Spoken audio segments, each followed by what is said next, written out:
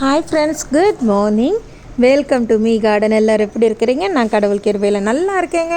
நீங்களும் கடவுள் கிருபையில் நல்லா இருப்பீங்க நம்புகிற ஃப்ரெண்ட்ஸ். உங்களுக்காக வேண்டிக்கிறேன் ஃப்ரெண்ட்ஸ். இன்றைக்கி நம்ம ஃபார்ம் ஹவுஸில் இருக்கிற ஒரு குட்டி அறுவரை தான் பார்க்க போகிறோம். ஸோ இன்றைக்கி மண்டே நம்ம எல்லோரும் ஜாலியாக April 7th ஸ்டார்ட் பண்ணிட்டோம்.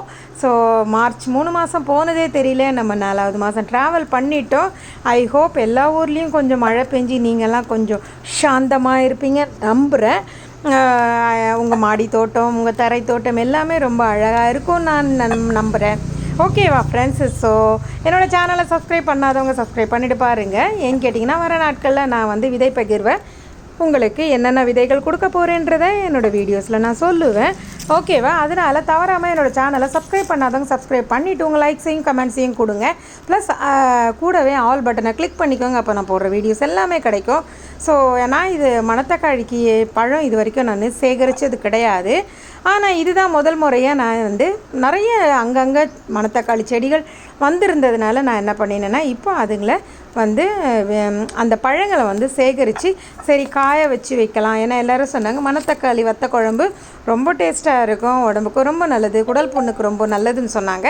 அதனால் நான் என்ன பண்ணேன்னா இப்போ அந்த மணத்தக்காளி பழங்களை சேகரிக்க ஆரம்பிச்சிட்டேன். கூடவே நம்மளோட வெள்ளை நாவலும் காய்கள் பிடிக்க ஆரம்பிச்சிருச்சு. வர நாட்களில் அது எவ்வளோ காய்கள் பிடிச்சிருக்குன்றது அப்டேட்டு உங்களுக்கு நான் கொடுக்குறேன். ஓகேவா? கூடவே கொஞ்சம் பாருங்கள், நம்ம கொக்கோவும் என் கூடயே சேர்ந்து அப்படியே வாக்கிங் வந்துட்டுருக்குறா. அவளுக்கு கொஞ்சம் நிழல் தேவைங்க. அவளுக்கு வெயிலுனாலே கொஞ்சம் டென்ஷன் ஆகிடுறா. ஓகே, இருந்தாலும் நமக்கும் அப்படி தானே. ஸோ அவளும் எப்போ பாரு நான் என் கார்டனுக்குள்ளே வந்துட்டா என் பின்னாடியே வர ஆரம்பிச்சிருவா.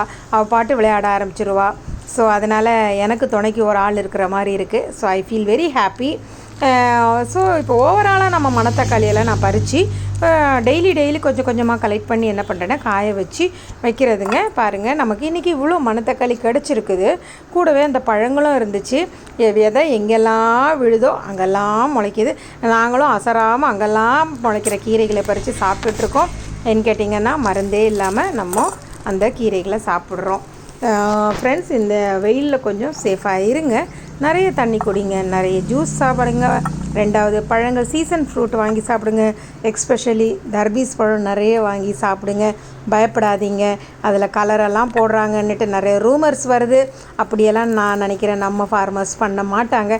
மேபி அவங்க மேலே பூக்கள் உதிராமல் காய்கள் உதிராமல் இருக்கிறதுக்காக மருந்துகள் தெளிக்கலாம்.